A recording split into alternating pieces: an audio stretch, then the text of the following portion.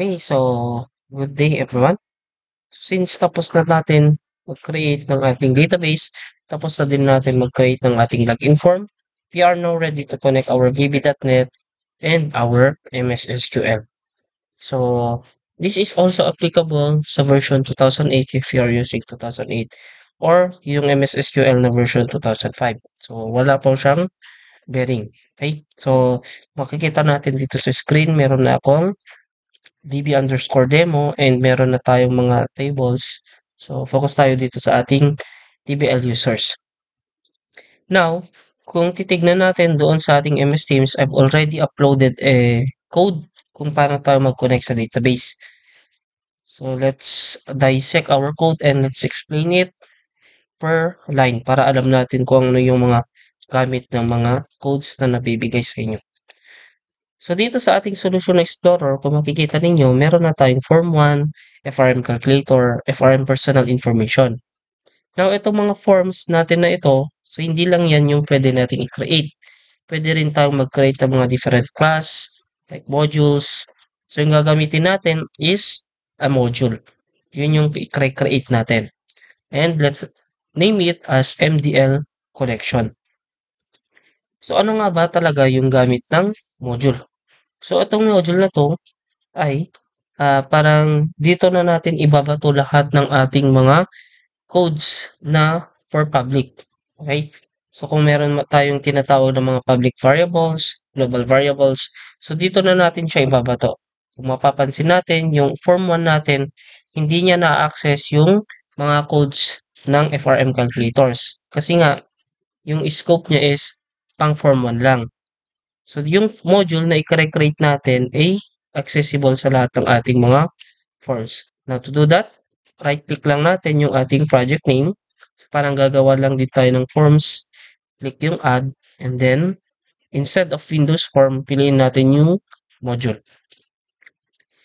Then, dito sa ating name, palitan na natin yung module 1.vb into a MDL connection. So, again kapag nagpapangalan tayo, let's make it na meron siyang sense. Dapat descriptive siya.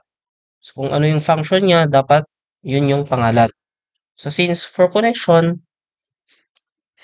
yung pangalan. Then, MDL yung ginawa kong prefix niya kasi nga module. Okay, add lang natin. So, ayan. Meron na tayong nagawang module. So, kung titignan natin, MDL connection.vb. So, VB yung ating icon dito. So, wala siyang form. Okay? So, wala kang i-design dito. Purely coding. Now, let's check yung ating code doon sa MS Teams. So, dito na natin ilalagay yung binigay kong code sa inyo. Okay? So, dito, mag-import lang tayo. Imports system.data. Now, anong gamit ng import system.data? So, since yung ating programming or since yung ating database ay from other applications, we have to import yung kanyang mga packages para yung libraries niya ay nandito na sa ating module. Okay? Import system.data, imports system.data.sql client. Okay, so ayan, naka-import na tayo ng ating SQL. Now, itong module and end module, wag natin itong i-delete kasi ito yung parang nagbibigay ng scope. Dito lahat ng code natin, ilalagay natin dito sa in-between ng starting module and end module. So, kung ano ng pangalan ng ating module, for me, MDL connection, syempre, ganun din yung pangalan niya dan. Okay? Now, we are now ready to declare yung mga variables na gagamitin natin. So, we call it as public con as a new SQL connection. Now, itong con na to ay isang variables. Kahit ano yung ipangalan natin. So, pwedeng Darwin, pwedeng Mark Floor, pwedeng Rayloid. Pero, sabi ko nga, pag nagpapangalan tayo, dapat meron siyang sense. So, since connection, yung kanyang function, con na yung nilagay kong pangalan niya. Para mas madali ko siyang matandaan. Okay? Check ko lang kung nagre-record. Then we also have public CMD as a new SQL command. Now, anong gamit ng ating CMD? Okay? So, I think isa ito sa ating mga questions later on. Now, itong CMD ay ginagamit to execute yung mga SQL queries natin, such as yung mga select, insert, update, delete. So, yun yung main na gamit niya. Siya yung parang nag-execute na ng mga queries. Kaya nga tinatawag na command. Okay? Then, after that, ano pa yung i-declare natin? We have the public RD as SQL data reader. Okay? So, pause ko lang. Okay, so saan na tayo? So, public RD as SQL data reader. So, meaning, itong RD ay sinasabi lang natin na is siyang magiging reader ng ating connection. Then, next na ilalagay natin, we have the public SQL as string. So, ayan, yung SQL, hindi pa natin makikita yung gamit niya dyan, pero nag-declare na tayo. So, it will serve as a string, siya yung mag-hold ng ating query. Parang kung mag-query na tayo ng select asterisk, so siya yung mag-hold. Okay? After that, pwede na tayong gawa ng ating parang sub procedures. Public sub exec SQL. Then, meron tayong dalawang parameters, which is yung ating SQL statement as string and yung ating byval status as boolean. So, ayan. We have, nag-declare na tayo dito or nag-create na tayo ng parang isang sub. Now, dito sa ating exec SQL, so, shortcut ko lang siya ng execute SQL. Okay? So, depende sa inyo kung anong ipapangalan nyo. Pero, i-follow muna natin itong code natin para hindi kayo malito tunog bumaybayag. Okay? Then, SQL statement, we declared it as string. So, later on, kung nag-connect tayo ton, makita tayo to noon natin usar na ni SQL statement. Then, we also have status as boolean. So, no boolean, yung nire-return niya lang is either true or false. Okay? So, next, nagagawin natin, before tayo mag-connect, let's check muna kung meron naka-open na connection. Now, we have here if con.state is equal to connection state.open, then we have to close it. Now, bakit natin siya kino-close? Bakit natin kino-close yung ating connection? Sure. So, kino-close natin yung ating connections to prevent yung leakage ng ating mga connections. So, so parang sinasabi nito na meron kasing mga memory leaks na nangyayari and no adu iti naka-open sabay-sabay, mabalin nga iso iti mangpabagal iti performance iti connection tayo. And it might confuse yung ating code kung ano na yung i-open niya kasi madami na siyang naka-open. So, kailangan mo siyang i-close muna. Okay?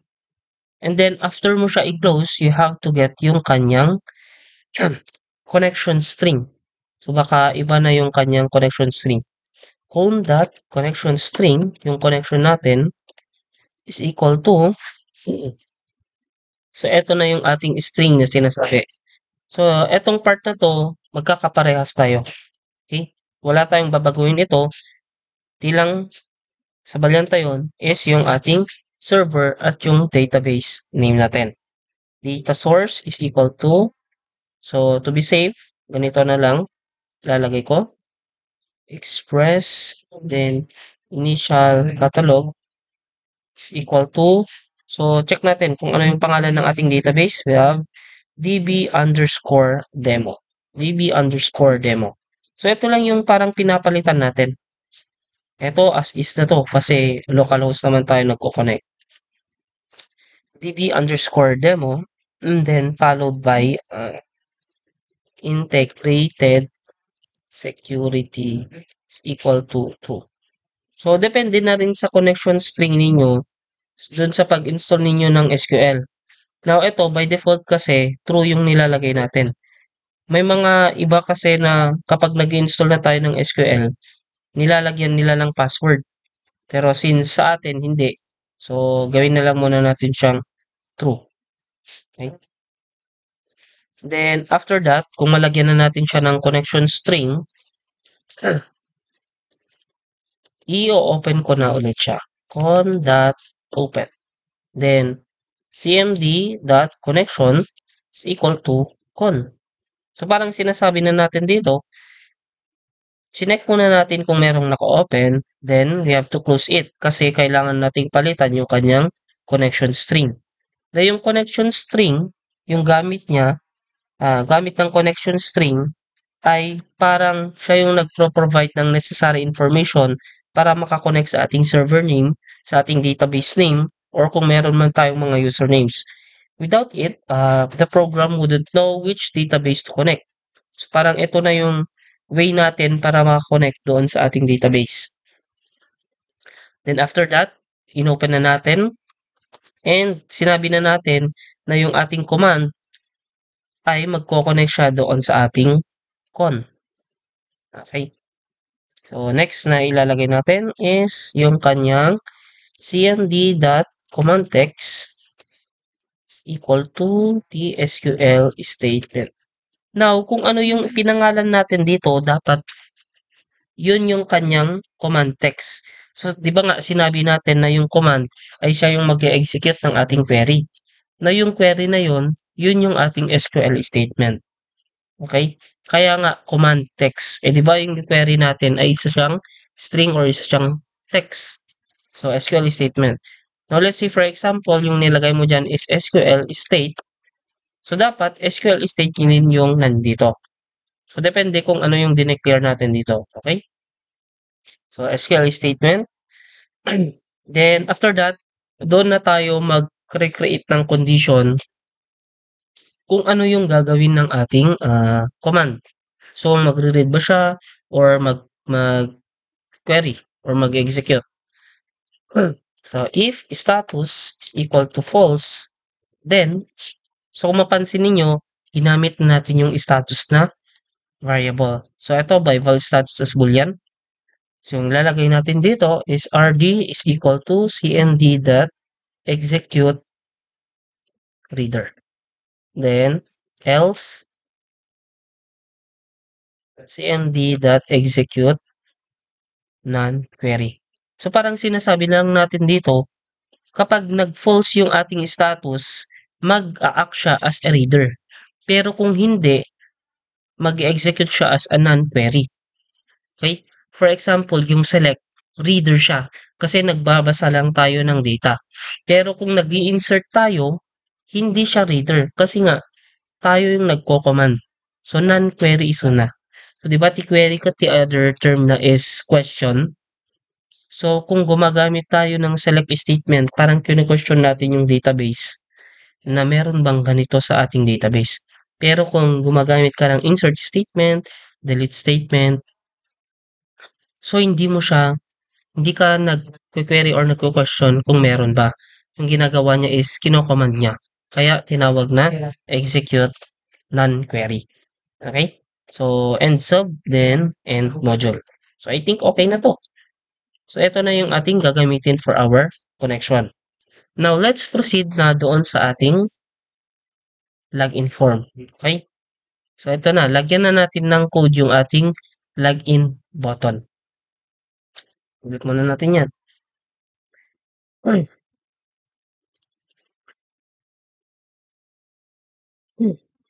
Okay, so yung login button natin, yung dating code niya is parang show lang natin yung FRM calculator.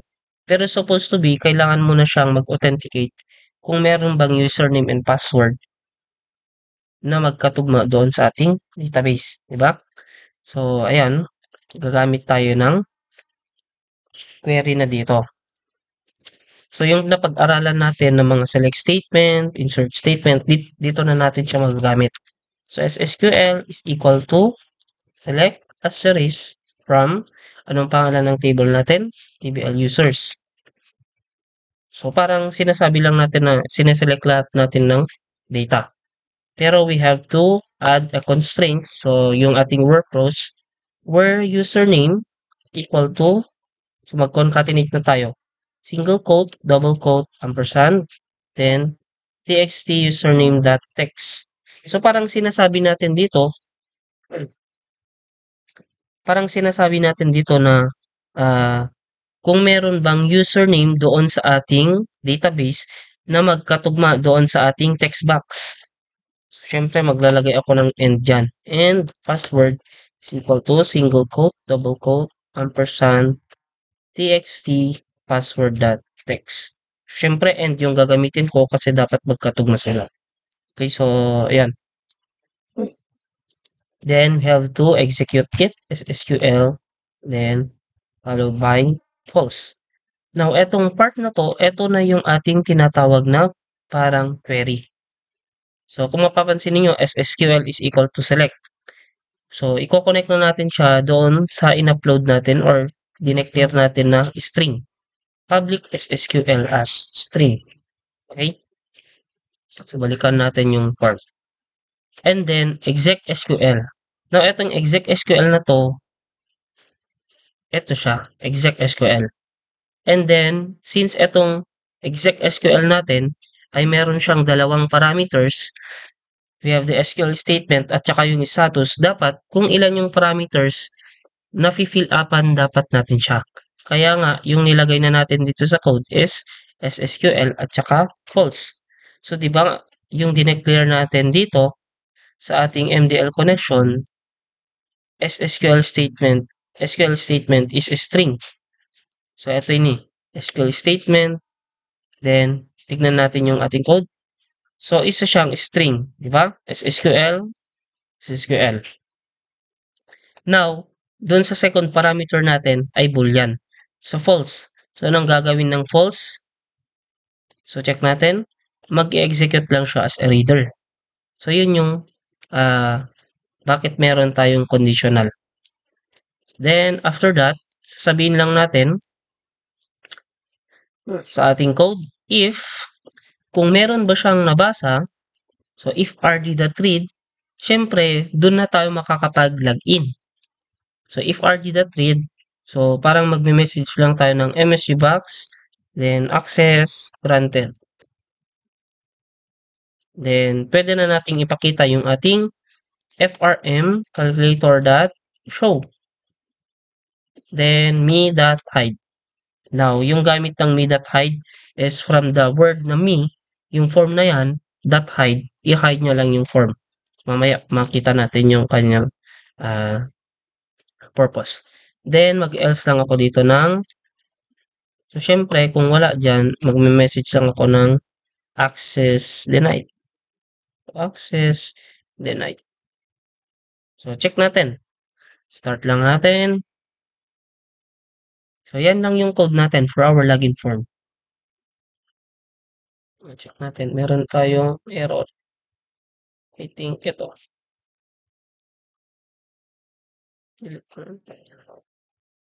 Start. Then, try muna nating mag-login. Okay, access denied kasi nga wala tayong nilagay. So, check natin yung database natin. We have admin and admin. Admin, then followed by admin, then login natin. Yon, access granted. Then, nagpakita na yung ating FRM calculator. Na kung mapapansin ninyo, hindi na nagpapakita yung aking login form. Kasi nga, yung code natin ay meron siyang me.hide. So, yun yung purpose ng me.hide. Okay? Now, meron ding questions. Now, sir, bakit ano yung gamit ng ating, yung mga to? So, kung mapapansin ninyo, etong query natin, so, para mas ma-explain ko siya, SSQL is equal to, so ganyan. Di ba? Sinabi ko noon, lahat ng nandito sa loob niyan ay kino-consider niyang string. Now, since yung gusto nating kunin na value ay hindi siya string, gumamit ako ng way to concatenate them. So, gumamit tayo ng single quote, double quote, ampersand, double quote, single quote. So, lahat ng nandito sa loob niya ay parang nakukuha na natin yung kanyang value. So, hindi siya kinoconsider as string. So, mapapansin ninyo, color black siya. Nandito naman siya sa loob ng ating double quotation mark. Now, for example na lang, magde-declare ako ng or lalagyan ko lang to ng so admin.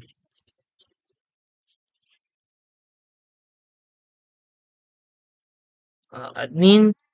So ganyan. Pero instead of given na siya, yung gagawin natin is magbe-base tayo doon sa text box, di ba? Kaya yung ginawa ko is single quote, double quote, ampersand, txt username the text, then enclose ko siya ng ampersand, double quote, single quote. Now, para mas madali natin siyang matandaan, yung ginagawa ko is single quote. So, naglalagay na ako ng end. Then, punta ako sa gitna niya, double quote. So, meron na siyang end ulit. Then, ampersand. So, ayan. Then, lahat na ng value dito ay, yun na. Depende na sa inyo. Okay? So, this way, pwede na tayong makapag-connect ng database. So, na-check na natin na nakakapag-test na tayo ng connections. Okay? Dito lang siguro sa Valyanta yun, once na nagawa na natin yung MDL connection, wala na tayong papalitan dito. Yung papalitan lang na lang natin is yung mga query natin. Base, kung ano yung mga pangalan ng ating mga text box, anong pangalan ng ating mga password. Now, etong MDL connection, 'di ba sinabi ko na ito ay for public forms. Now, let's say for example, magde-declare ako ng public full name as integer, ay as string. Now, itong full name na to, pwede na siyang ma-access ng lahat ng ating forms. For example, dito sa ating form 1, kapag nakapag-login na ako, kukunin ko na ngayon yung aking full name. So, full name is equal to RD3. Okay? Now, ano yung RD3? So, di ba yung sinabi ko noon, yung gamit ng RD, so dito sa ating MDL connection, ay reader. So, RD3, so kung ititignan natin yung ating database, yung 3 natin ay yung ating full name. Kasi bibilang tayo ng from 0. Okay? Index 3 kung ano ka. 0, 1, 2, 3. So, yung magiging value na ng ating full name ay Darwin G. Raralyo. So, kung pupunta ako dito sa aking calculators at maglalagyan ko ng code yung aking FRM calculator, for example, txt naman the text is equal to full name. So, kung i-start ko yan,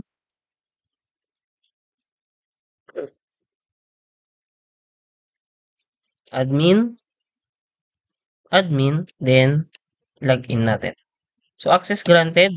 So, meron na siyang Darwin Gerarallo. So, nakukuha niya yung data from our database. Because, binato natin siya dito sa ating NDL connection. So, full name as string, then upon logging in, kinukuha na niya RD3.